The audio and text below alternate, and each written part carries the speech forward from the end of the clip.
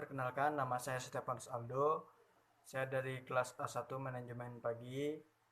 Saya di video ini saya akan menjawab pertanyaan UAS tentang di mata kuliah Manajemen Operasi. Baik, saya akan menjawab yang pertama. Soal yang pertama, apa yang Anda ketahui tentang manajemen operasional?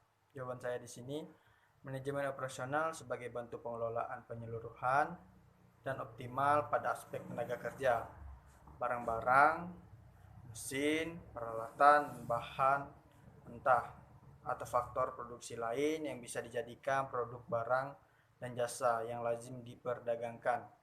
Pertanyaan yang kedua, sebutkan ruang lingkup manajemen operasional.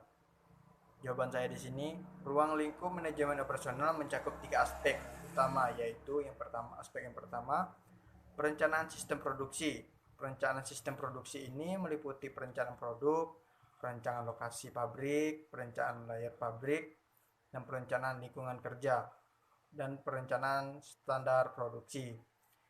Yang kedua, sistem pengendalian produksi meliputi pengendalian proses produksi, bahan tenaga kerja, biaya kualitas, dan memelihara. Yang ketiga, sistem informasi produksi. Aspek ini meliputi standar organisasi, produksi atas dasar pemesanan, masa production.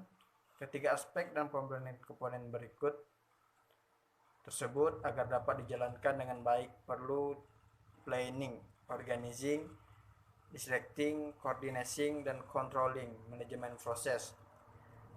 Soal yang nomor 3, sebutkan perbedaan antara barang dan jasa. Jawaban saya di sini, barang merupakan produk dengan wujud fisik yang menjadikannya bisa dilihat dan dirasa, disentuh, dipegang, dan dapat diperlakukan fisik lainnya. Sedangkan jasa adalah kegiatan yang memberikan manfaat kegiatan. Ini ditawarkan suatu pihak penjual ke pihak lain atau pembeli tanpa wujud dan tanpa menghasilkan kepemilikan.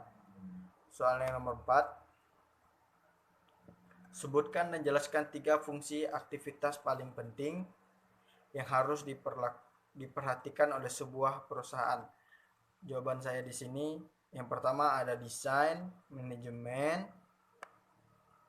dan manajemen organisasi, dan improvisasi. Baik, saya akan menjelaskan desain terlebih dahulu. Sebelum perencanaan proses atau merencanakan produk, manajemen operasi harus bisa menganalisis pasar untuk menguji permintaan pasar.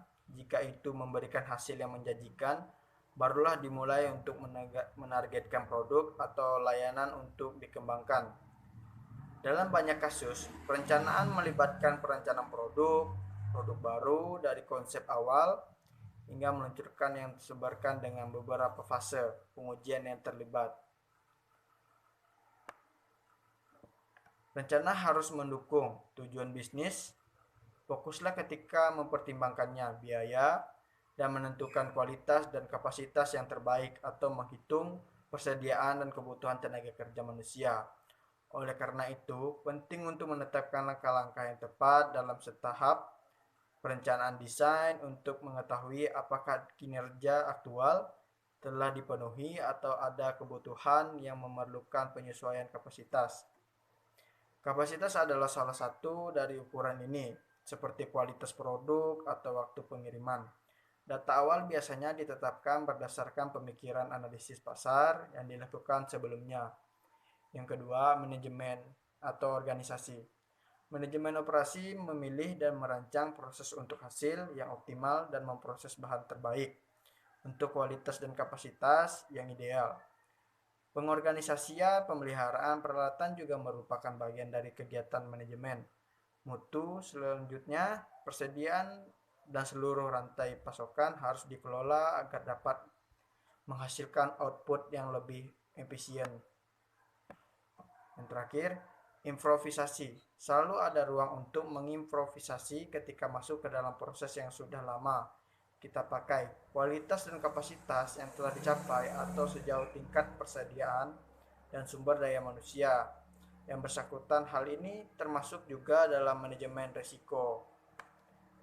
Pertanyaan soal yang nomor 5, sebutkan 10 keputusan MO yang paling penting? Jawaban saya di sini yang pertama atau yang nomor 1, desain barang dan jasa. Yang kedua, manajemen kualitas. Yang ketiga, desain proses dan kapabilitas. Yang keempat, strategi lokasi. Yang kelima, strategi tata letak atau layout. Yang keenam, manajemen sumber daya manusia. Yang ketujuh, rantai suplai. Yang kedelapan, inventarisasi dan bahan baku. Yang kesembilan, jadwal. Yang kesepuluh, perawatan atau maintenance. Soal yang nomor 6, jelaskan alasan mengapa perlu mempelajari RO. Jawaban saya di sini, karena ilmu ini berguna untuk mengambil keputusan dari berbagai sumber daya yang ada sehingga dapat berlaku tidak terbaik dalam kegiatan kerja di bidang ekonomi, industri, bisnis, dan manajemen. Soal yang nomor 7, bagaimana mencapai keunggulan pesaing melalui operasi? Keunggulan bersaing menunjukkan penciptaan sistem yang memiliki keunggulan khusus atau yang unik di atas pesaing. Keunggulan bersaing dalam manajemen operasi dapat diciptakan melalui 3 strategi. Yang pertama ada diferensiasi, biaya rendah, dan respon cepat. Yang kedelapan, apa yang dimaksud dengan strategi operasi? Jelaskan secara terinci. Saya akan menjelaskan jawaban saya di sini. Strategi operasional adalah fungsi operasional yang menentukan arah dalam mengambil sebuah keputusan yang strategisasinya bersama strategi bisnis. Strategi operasional menciptakan pola. Akan menjawab pertanyaan yang nomor 8. Jelaskan apa yang dimaksud dengan strategi operasi. Jelaskan secara terinci. Jawaban saya di sini adalah strategi operasi adalah fungsi operasional yang menentukan arah dalam pengambilan sebuah keputusan yang terintegrasikan bersama strategi bisnis. Strategi operasional menciptakan pola-pola pengambilan sebuah keputusan organisasi secara konsisten. Jadi, saya akan menjawab nomor 9. Videonya tidak bisa ditayangkan di sini. Dan saya akan menjawab pertanyaan yang nomor 9. Apa judul video yang ditonton di atas tadi? Judul film yang ditonton di tadi adalah Supply Chain Management. Yang kedua, jawaban yang nomor 2 yaitu siapa pembicara dalam video di atas? Nama pembicara dalam video di atas adalah Nyoman Punjawa. Pertanyaan yang C, jelaskan apa yang dimaksud dengan supply chain management. Jawaban saya di sini, supply chain management adalah suatu yang penting bagi perusahaan dan masyarakat. Yang D, pertanyaan selanjutnya, mengapa supply chain management sangat penting bagi perusahaan? Supply perusahaan bisa memprediksi berapa jumlah barang dan produksi yang harus dipasok, dan pihak perusahaan juga harus berkoordinasi satu dengan yang lain. Jadi soal yang E yang selanjutnya, jelaskan teori supply chain management yang dijelaskan oleh pembicara dalam video di atas. Jawaban saya di sini, biar kita mengetahui bagaimana produk itu mengalir dari hulu hingga ke hilir sampai ke toko sehingga kita bisa membeli barang tersebut, dan kita juga mempelajari apa itu supply chain management, objektifnya, strateginya, dan bagaimana meramalkannya pemerintah, dan bagaimana kita mendistribusikan barang tersebut sehingga sampai ke pengguna. Pertanyaan yang F,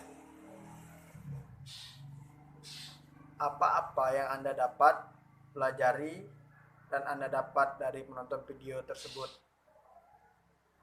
Dari video di atas saya bisa mengetahui bagaimana barang tersebut atau sebuah produk bisa tersedia di toko atau di customer. Dari video di atas saya juga mengetahui apa itu supply chain management dan objektifnya, strategi, dan bagaimana cara mengetahui meramal sebuah perusahaan. Terima kasih.